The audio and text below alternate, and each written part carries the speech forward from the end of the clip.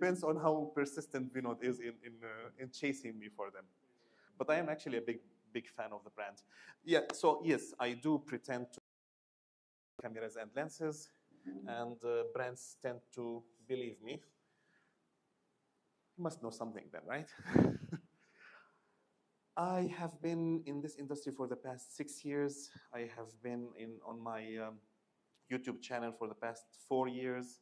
And I mean, yeah, rightfully pointed, I do something on Instagram too, but do things and then they post it. And I'm an old man. So can you believe it that we are at an age, Mr. Rajesh, believe that we are at an age where YouTube is for old men. So yeah, I am an old man. I'm a YouTuber.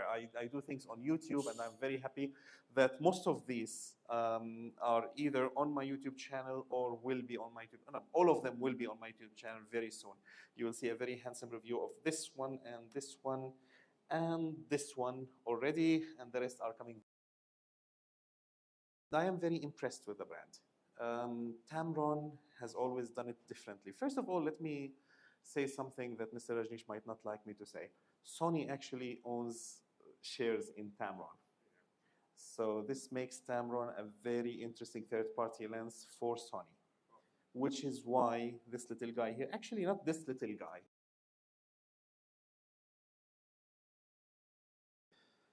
Who's the photographer in the crowd? Shaji. Okay, let me explain it a little bit. The standard zoom lens, a zoom lens is a lens that can zoom in and zoom out.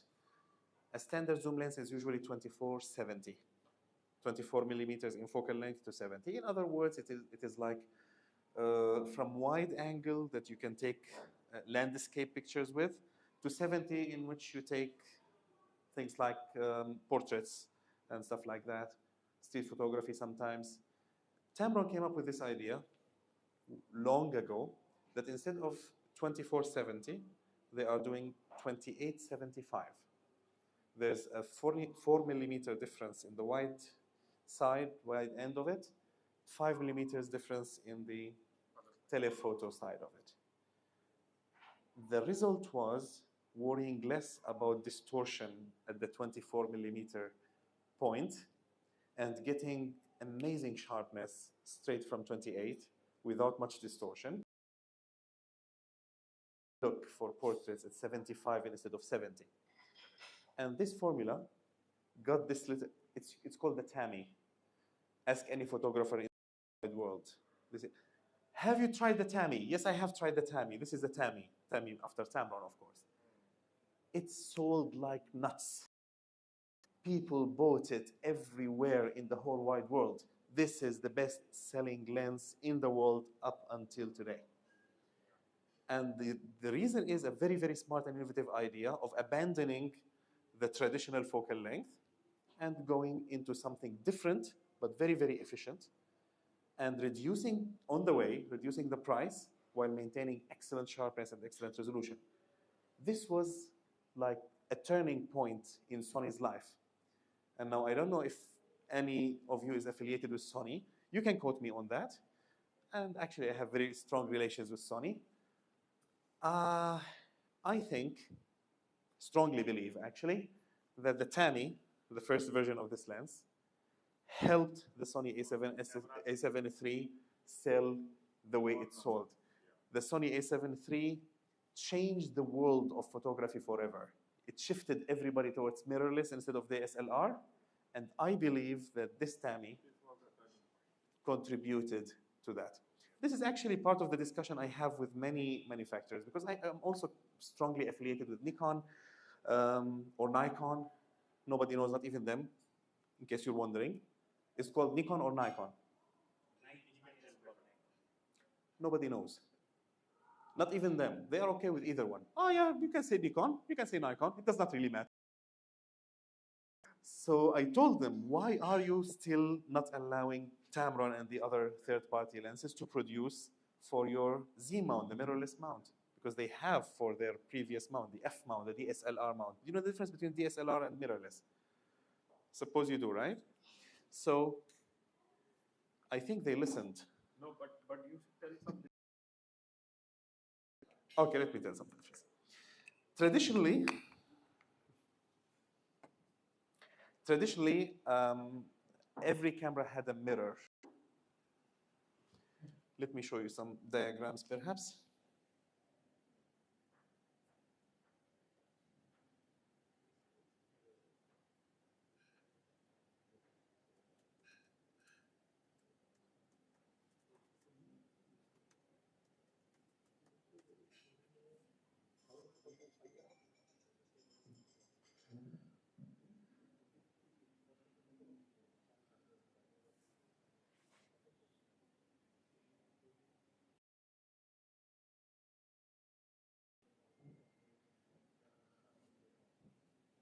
Okay, I think we can live with that. Can you all see?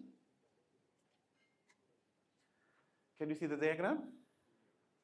So this is a traditional DSLR camera. First things first, there used to be the film camera. Film, and we used to click and click. Has anybody tried that? Oh, you're too young. At least the second row is too young.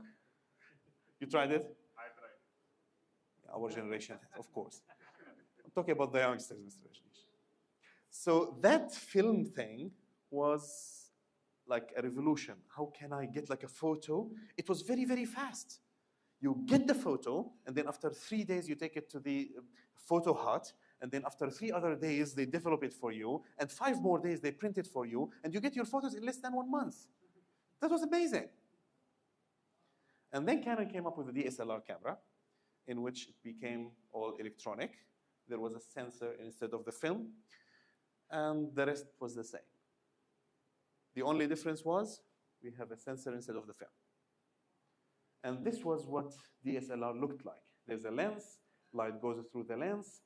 There's a mirror here that reflects it up to this prism. And from this prism, it goes to the viewfinder. The viewfinder is what you look through to take the picture. So you're looking from here, you're seeing everything that the lens sees.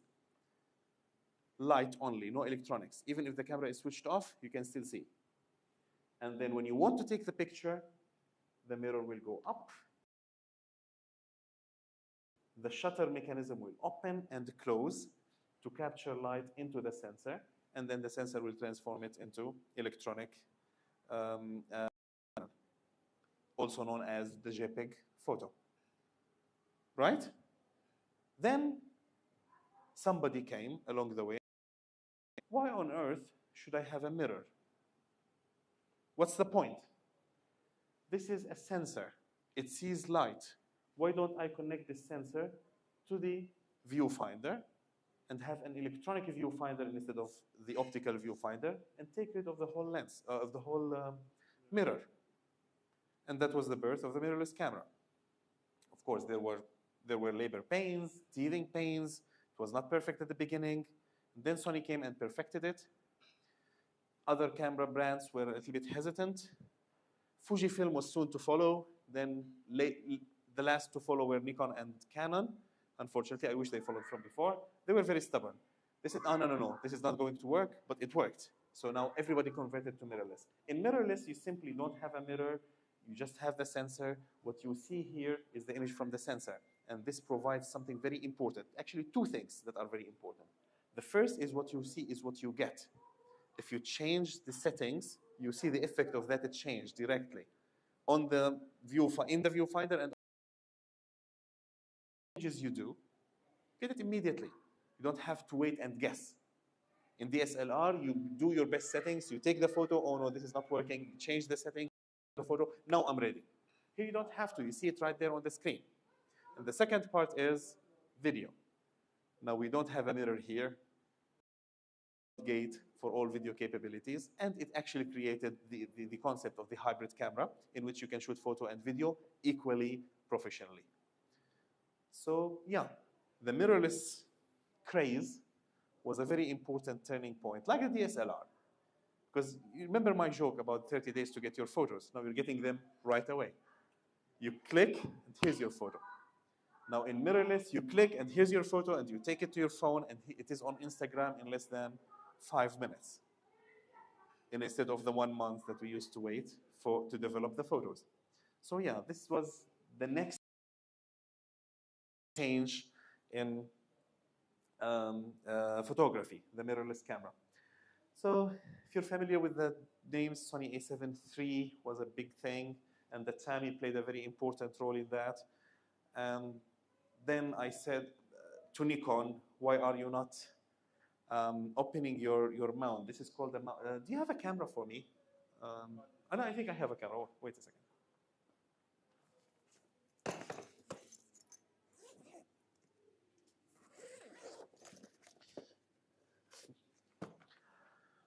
So this is a camera. Actually, not the sensor. I have to open. Okay, here's the sensor. And this is called a mount. It's the interface between the camera and the lens. Now, this mount is called E-mount. This is a Sony camera, and this is called E-mount. All these are E-mount lenses, so they don't go on other cameras other than Sony. Nikon had two mounts, the F mount for DSLR, the old one, and the Z mount for the new cameras, the DSLR. And here you go. I'm very happy to present you with the very first Tamron lens for Nikon mirrorless.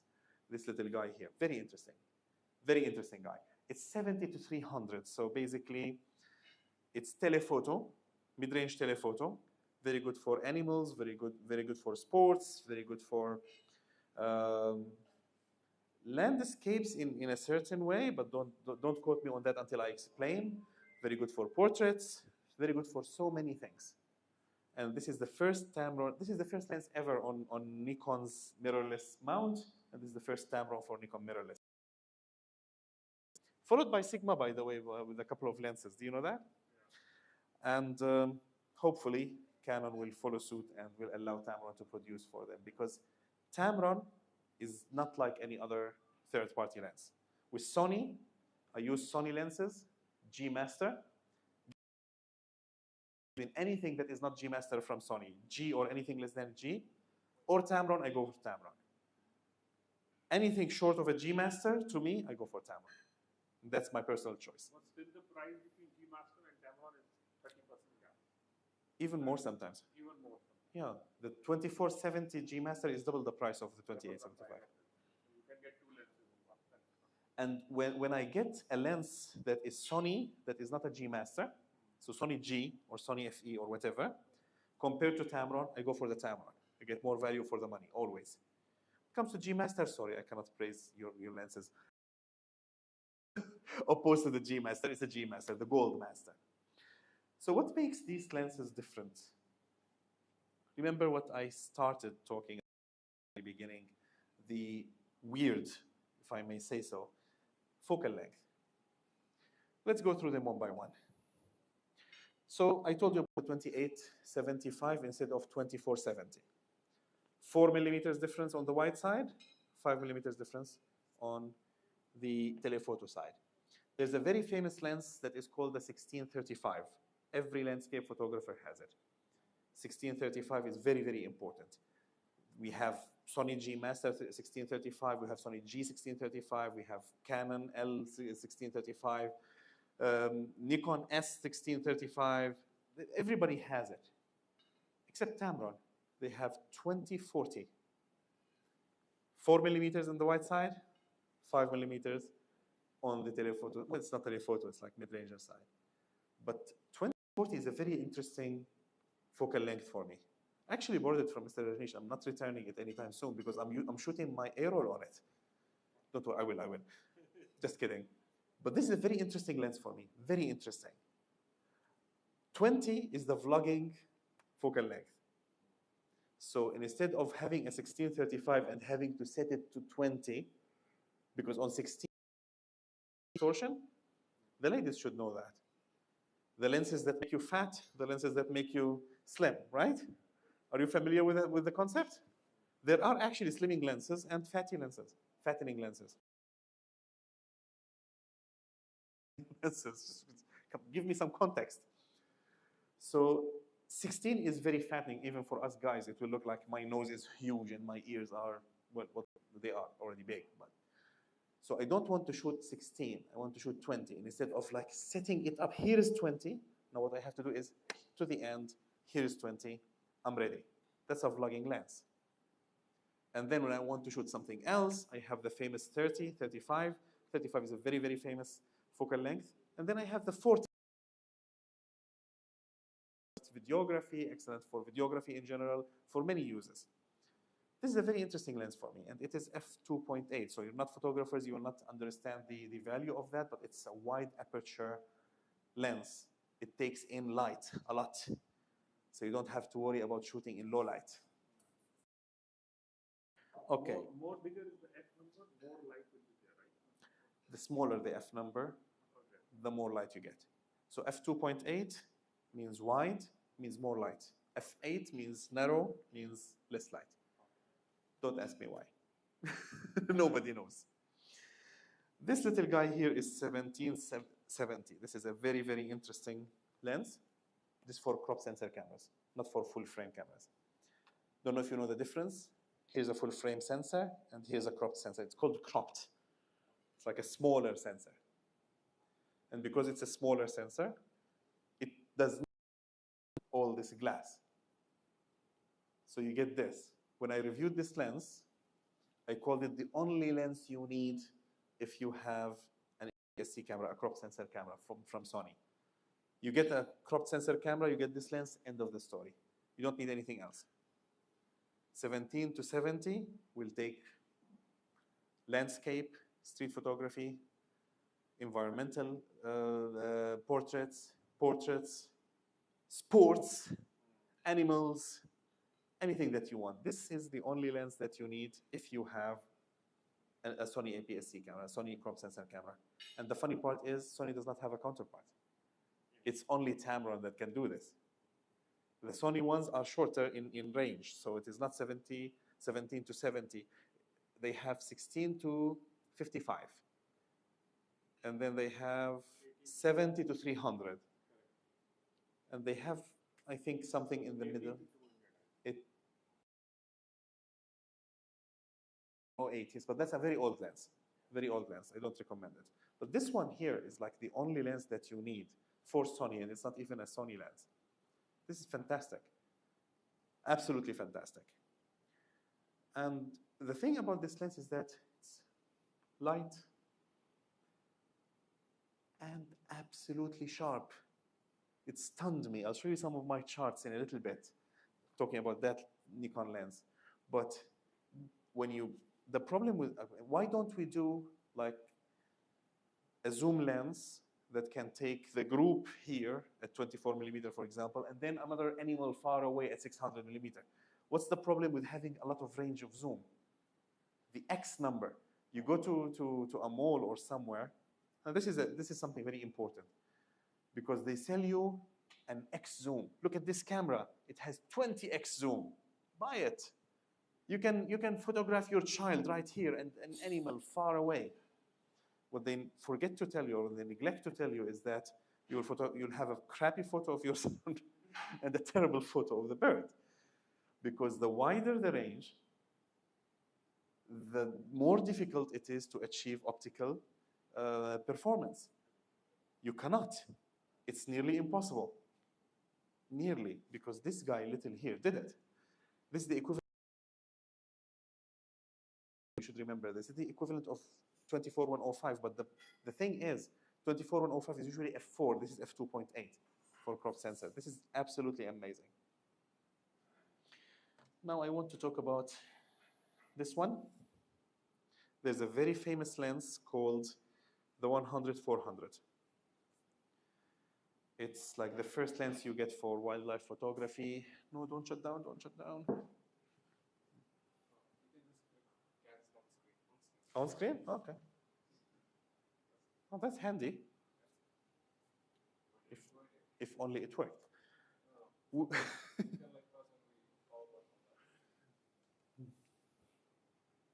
Seems my touch was very soft. My wife tells me that.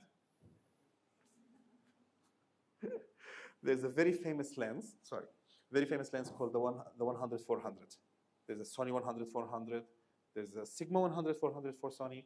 There's a Nikon 100-400, Nikon Z 100-400, Nikon S. Very good lens.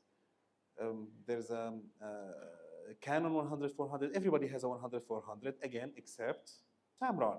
Instead of 100-400, they have 50-400, and that's a big difference because the 50 is the most preferred lens among photographers worldwide.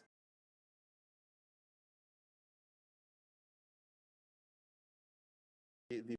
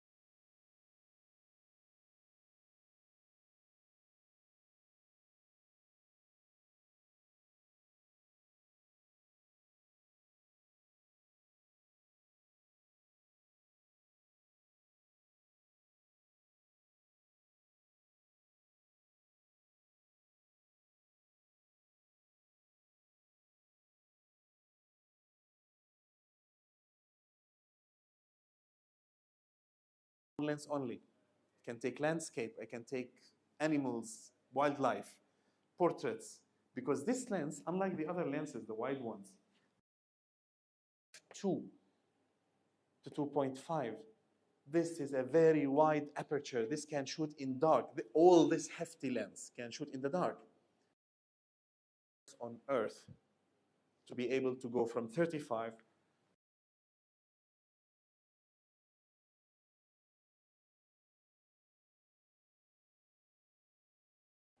but it comes at a very heavy. What's the price tag on this one? 8,000 something? 7,999. So 8,000. Right. Yeah, 7,999. They don't do promotions, do they? We do.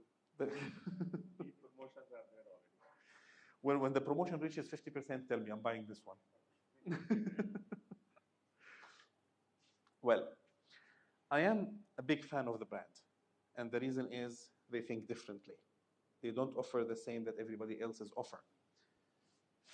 I can mention a competitor, can I? Sigma goes tete-a-tete with Sony. So they offer the 2470. They price it at like 2/3 of the price of the G Master.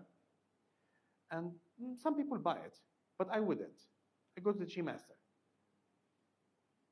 Or I pay half the price instead of 2/3. And now with the 35 to 150, there's no other lens in the whole world.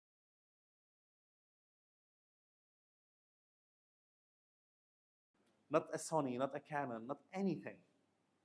It's an absolutely amazing innovation. Just wanted to know one thing. For example, Tamron has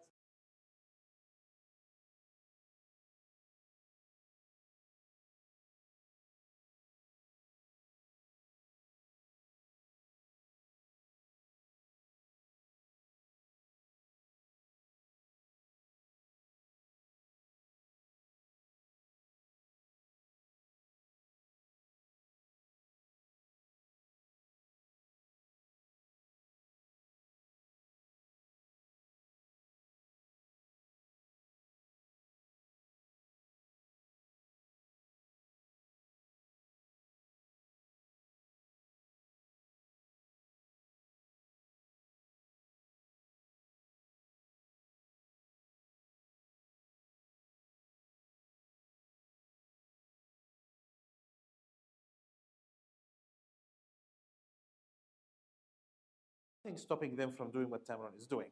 Okay. But they are going head to head with Sony, with the G Master lenses and the G lenses. They don't want to go head to head with Tamron because there is one important thing that Tamron excels at better than Sigma, which is autofocus. Second best after native lens. Because Sony owns shares in Tamron, they give them the algorithms. They don't have to reverse engineer the algorithms. So Tamron's autofocus is always faster than Sigma. Put a Sigma opposite to this. I believe this could be the reason. Give me a 2875 Sigma, and the Tamron will win. It will be very difficult for them to compete because they have slower autofocus. And at the same time, there's a lot of interesting stuff.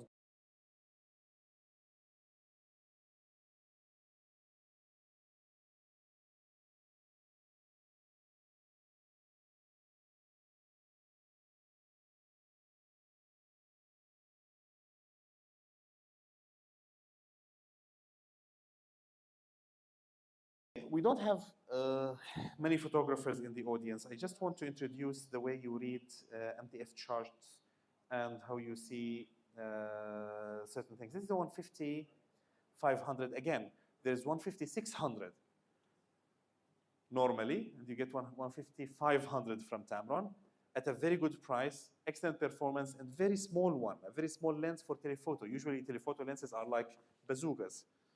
Have you seen a telephoto lens before? This is a very small one and very fast autofocus one. I just wanted to introduce you to how you read the MTF chart for the benefit of the people from Tamron and from iBrandConnect. So here we are talking about the innovation. Everything's a very interesting lens. The VC means vibration compensation, which means stabilizer. It's a stabilizer system. And it has different modes, mode 1, mode 2, doing with it. And there's an autofocus manual focus switch and focus limiter that if you do it to 3 meters to infinity, it becomes much faster in autofocusing on the animals. A lot of technical stuff about the lens itself. I just want to 50 can see, and up to 500. You see, this is the part that the 500 sees. So you know the focal length and how, oh, okay.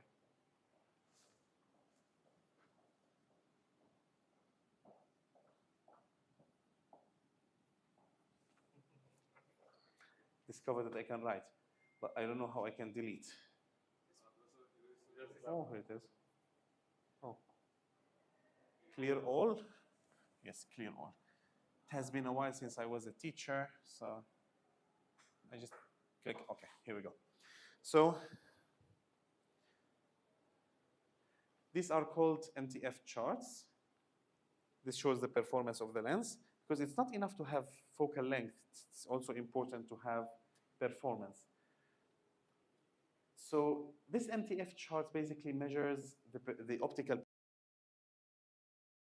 contrast ratio or contrast to resolution ratio in any lens from focal length 150 at f5, which is the widest.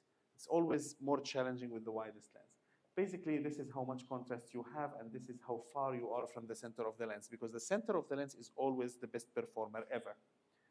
And you can see that with this lens, you have top performance, even up to 20 far from the center, which is amazing for something like this. Now look at this at 500 mm, and we are still getting amazing performance here. A little bit dipping down, but it's still amazing because a normal lens would actually dip to this, especially at the widest aperture.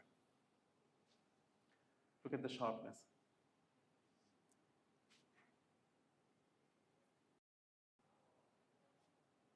Absolutely amazing. Can you imagine how fast this guy is? Yeah. So 84, they didn't specify the speed, but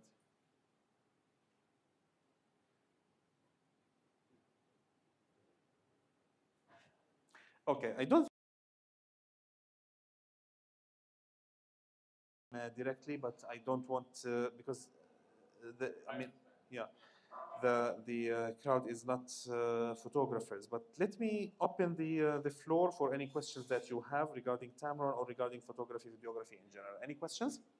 Just want to know one thing, that most of the people nowadays, when we try or our salespeople try to sell even a basic camera, the question comes, oh, I can't carry the camera, I'm doing it from a mobile, I don't need it. So how to convince them, and what is the two-line or single-line answer to convince those customers to buy a camera? Usually a customer who is taking photos with their phone and they are happy with them, they are not a customer for this kind of camera. They are a customer for a point and shoot camera. Normal. The point and shoot, But no now single point lens. and shoot are finished. It is done.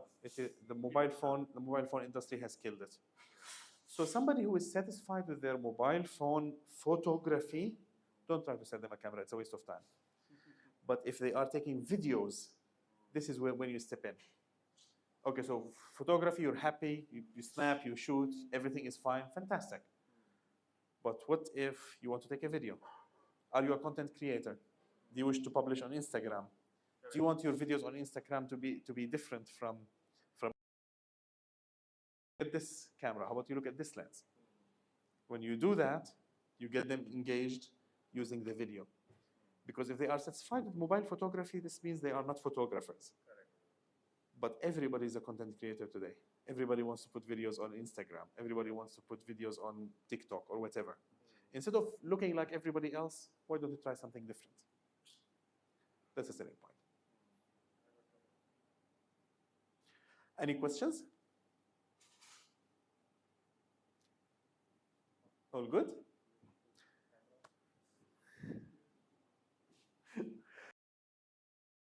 Pleasure to talk to you today. Thank you very much.